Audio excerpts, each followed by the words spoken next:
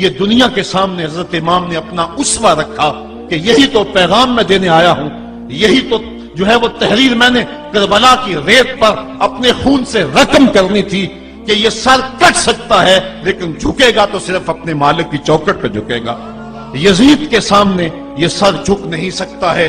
تو حضرت امام حمام رضی اللہ تعالیٰ عنہ نے کربلا کے تپتے ہوئے ریگزار میں جب 72-73 لاشیں خیموں کے سامنے پڑے تھے اور اتنے زخم کلیجے پہ تھے، راوی کہتا ہے کہ جب آپ کی قمیض اتاری گئی تو 113 سوراخ اس میں تیروں کے تھے، 33 زخم نیزوں کے تھے، 34 گھاؤ تلواروں کے تھے، اتنے زخم جسم کے اندر اور جسم چور ہے زخموں سے۔ لیکن حضرت امام حسین نے جب پیشانی سجدے میں رکھی تو آخری لفظ یہ تھے، اللہم رضن بقضائکا وصبرن علی بلائکا تسلیما لامرکا سبحان ربی العالی۔ مالک تیری تقدیر پہ راضی ہو گیا ہوں، مالک زخم سے پہ بھی میں مسکرا رہا ہوں، مالک تیری طرف سے جو دکھ آئے میں نے ان کو قبول کیا، جے سونا میرے دکھ وچ راضی تے میں سکھ نو چلے ڈاواں، مالک میں سب کچھ قبول کیا، حسین تیری رضا پہ راضی ہے، میرے مالک تو بھی بتا تو بھی حسین پہ راضی ہوا ہے کہ نہیں ہوا ہے۔ آواز آ رہی تھی اس پیاسے پر علی شیر خدا کو ناز ہے، اس نواسے پر محمد مصطفیٰ کو ناز ہے، اوروں نے بھی سجدہ کیا پر اس کا عجب انداز ہے، اس نے وہ سجدہ کیا جس پر خدا کو ناز ہے۔ اے حسین ابن علی تم پر سلام، نازش آل نبی تم پر سلام۔ آج لہجہ بھی دم توڑ رہا ہے اور سورج بھی درد غروب سے زرد ہو رہا ہے، وقت کے دامن میں گنجائش نہیں کہ میں اس مضمون کو چھیڑوں، آؤ ہم سلام کرتے ہیں۔ یہ سورج سامنے چمک رہا ہے، میں یہاں بیٹھا سوچ رہا تھا کہ ہم نے تو نہیں دیکھا، اے سورج دوپہر کا وہ منظر تم نے تو دیکھا تھا جب کربلا میں حسین کا سر کٹا تھا، جب گھر لٹا تھا، جب خیموں کو آگ لگی تھی، جب سکینہ رو رہی تھی اور جب گھوڑا خالی پلٹا تھا اور سکینہ پوچھتی تھی گھوڑے تو خالی آ گیا ہے، حسین کہاں چھوڑ آیا ہے۔ آج یہ سورج یہ چمک چمک کے وہ ہمیں کہانی سنا رہا ہے اور ہمیں پیغام دے رہا ہے کہ نبی کے نام پہ حسین نے تو سر کٹا دیا، آج تم کہتے ہو دین پہ چلنا بڑا مشکل ہے، تم شور ڈال رہے ہو، جن کے لیے مسجدوں میں قالین بچھے ہوئے ہیں، گرم پانی دستیاب ہے اور ان کے لیے مسجدوں میں آسائشیں موجود ہیں، اور پھر بھی وہ کہتے ہیں دین پہ چلنا بڑا مشکل ہے۔ ذرا دیکھو حسین ابن علی کو سجدے میں سر رکھ کے، پیشانی رب کے حضور رکھ کے حسین ابن علی کہہ رہے ہیں مالک میں سر کٹا کے بھی تیرے حضور حاضر ہوں اور تجھ پہ راضی ہوں، تو بھی بتا کہ تو بھی حسین پہ راضی ہے یا نہیں ہے۔ اے حسین ابن علی تم پر سلام، نازش آل نبی تم پر سلام، تم پہ لاکھوں رحمتیں لاکھوں سلام، اے شہیدان محبت کے امام، لالا گوں لالا بدن لالا چمن، اے چمن اندر چمن، زندگی ہی زندگی تیری حیات، اے حیات اندر حیات، افتخار ملت بیضا ہے تو، رب کعبہ کی قسم یکتا ہے تو، فخر کا دل میں دریچہ باز کرنا چاہیے، جن کا تو آقا ہے ان کو ناز کرنا چاہیے۔ آج ہم ناز کرتے ہیں حسین ابن علی پہ، ہم آ حسین والے نہیں ہیں، ہم واہ حسین والے ہیں۔ واہ حسین تیری عظمت کو سلام، اتنے زخم کلیجے پہ ہو تو کھڑا نہیں ہوا جاتا، لیکن جبر کے خلاف کتنی قوت سے کھڑا ہے۔ حسین ابن علی نے اپنا نمونہ لوگوں کے سامنے رکھنا تھا۔ اقبال کہتا ہے سرخ رو عشق غیور از خون او، شوخی این مصرع از مضمون او۔ یزید مٹ گیا، یزید کا نام مٹ گیا، اس کا تشخص مٹ گیا، حسین کل بھی زندہ تھا، حسین آج بھی زندہ ہے۔ مرتا تو وہ ہے جس کی فکر مر جائے، مرتا تو وہ ہے جس کا نسب العین مر جائے، مرتا تو وہ ہے جس کا مشن ختم ہو جائے۔ حسین کا نسب العین زندہ، حسین کی فکر زندہ، حسین کا مشن زندہ، حسین زندہ، حسین کا نانا بھی زندہ۔ آج بھی ہزاروں کروڑوں اربوں انسان حسین کا نام لے کے جی رہے ہیں۔ میں کہتا ہوں اگر کوئی یزید کا نام بھی لیتا ہے تو وہ سر جھکا کے دیتا ہے۔ کیسا تمہارا لیڈر ہے جس کا نام لیتے ہوئے بھی تمہیں شرم آتی ہے؟ نام لینے سے پہلے سر جھکاتے ہو، نام لیتے ہوئے پسینہ پسینہ ہوتے ہو، نام لینے کے بعد منہ چھپا لیتے ہو۔ تمہیں اپنے قائد اور اپنے لیڈر کا نام لیتے بھی شرم آتی ہے، اور جب ہمارے لبوں پہ نام حسین آتا ہے ہمارا قد اونچا ہو جاتا ہے، ہمارا سر فخر سے بلند ہو جاتا ہے۔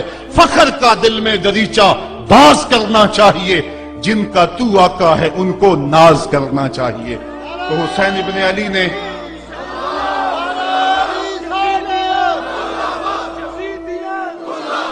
کسی نے کہا تھا کہ یہ دو شہزادوں کی جنگ تھی، تو کسی نے بڑا خوبصورت جواب دیا، اس نے کہا کربلا جنگ تھی اگر دو شہزادوں کی، قلم میں زور ہے تو لکھو حسین ہار گئے، لہجے میں تنتنا ہے تو لکھو حسین ہار گئے، انداز میں زور ہے تو کہو حسین ہار گئے۔ زمانہ کل بھی کہتا تھا، زمانہ آج بھی کہتا ہے، حسین کل بھی جیتا تھا، حسین آج بھی جیتا ہے۔ جب حضرت امام حسین رضی اللہ تعالیٰ عنہ کا سر انور کاٹ لیا گیا اور خولی بن یزید نے نیزے کی نوک پہ اس کو رکھا، ویسے رخ سر کا زمین کی طرف سے تھا، کسی نے کیا خوب کہا، باں کے سر نیزے پہ اور سوئے زمین ہے روح، یعنی سجدہ ثانی کی ہے آرزو۔ رکعت کے دو سجدے ہوتے ہیں، ایک سجدہ ہوا تھا کہ سر انور جدا کر لیا گیا، جب نیزے کی نوک پہ تھا سر تو رخ زمین کی طرف سے تھا۔ شاعر کہتا ذرا غور سے دیکھو سر حسین کیا کہہ رہا ہے، سر حسین کی پیشانی زمین کی طرف ہے، پیشانی میں دوسرے سجدے کی آرزو مچل رہی ہے۔ تو جب امام حسین کا سر خولی نے نیزے کی نوک پہ چڑھایا، اس نے تو یہ کہنا چاہا تھا کہ ہم فتح یاب ہوئے اور دیکھو ہم نے سر کاٹ لیا۔ کسی نے کہا ذرا غور سے دیکھو یہ تو سر کٹ کے بھی سر بلند ہے، یہ سر کٹ گیا پھر بھی سر بلندی نہیں گئی ہے، اس کا بانکپن پھر بھی نہیں گیا ہے۔ حسین کا سر کل بھی اونچا تھا، حسین کا سر آج بھی اونچا ہے، اس کا نام زندہ، اس کا پیغام زندہ، اس کی فکر زندہ۔ حضرت امام زین العابدین یہ کربلا کے وہ شخص ہیں جنہوں نے سارا منظر اپنی آنکھوں سے دیکھا تھا۔ اتنے دکھ کسی کو نہیں پہنچے جتنے زینب اور زین العابدین کو پہنچے ہیں۔ سب منظر کھلی آنکھوں سے دیکھا، 14 سال کی عمر ہے، بیمار ہیں، تاریخ بتاتی ہے اس کے بعد ساری زندگی حضرت زین العابدین نے ٹھنڈا پانی نہیں پیا، جب پانی پینے لگتے تڑپنے لگتے، کہتے مجھے سکینہ کی پیاس یاد آتی ہے، مجھے علی اصغر کا تڑپنا یاد آتا ہے، ساری زندگی پھر ٹھنڈا پانی نہیں پیا۔ حضرت امام زین العابدین نے یہ سارا منظر کھلی آنکھوں کے ساتھ دیکھا تھا، اور پھر آپ نے دمشق کے بازاروں میں بھی اور کوفے کی گلیوں کے اندر بھی سروں کا یہ قافلہ اپنی قیادت کے اندر جو ہے وہ گزارا تھا۔ جب یزید کے دربار کے اندر حضرت امام زین العابدین پہنچے تو یزید نے پہلے تو جو ہے وہ دکھ کا اظہار کیا۔ بعض لوگ یہاں سے یزید کی بریت کا اعلان کرتے ہیں، یہاں کسی نے بڑی خوبصورت بات کہی کہ قاتل کی پشیمانی مقتول کی اہمیت کو تو بڑھا سکتی ہے لیکن اس کے دامن سے قتل کے داغ کو نہیں دھو سکتی۔ تو اس نے یہ سب کچھ کیا، یہ بس اس کے ٹسلے تھے جو وہ بہانے لگا، لیکن بعد میں اس نے حضرت امام حسین رضی اللہ تعالی عنہ کے دانتوں کے اوپر جو ہے وہ چھڑی مارنا شروع کر دی۔ تو حضرت ابو برزہ اسلمی صحابی رسول وہاں موجود تھے، وہ کھڑے ہو گئے، اٹھ گئے، بدن کانپتا ہے ان کا، کہنے لگے ظالم ارفع قدیبہ کا، یہاں اپنی چھڑی ہٹا لے، میں نے اپنی ان آنکھوں سے دیکھا ہے کہ کان رسول اللہ صلی اللہ علیہ وسلم یلفمہ، حضور نے ان ہونٹوں کو خود چوما ہے۔ تو یہ کہہ کہ آپ دربار سے نکل گئے اور روتے تھے اور آپ کے بدن پہ کپ کی تاری تھی۔ بعد میں یزید نے کہا حضرت غلطی ہو گئی اور یہ میں نہیں چاہتا تھا، بتائیں آپ کی کوئی شرط ہو۔ تو آپ نے فرمایا میری 4 باتیں مان لو۔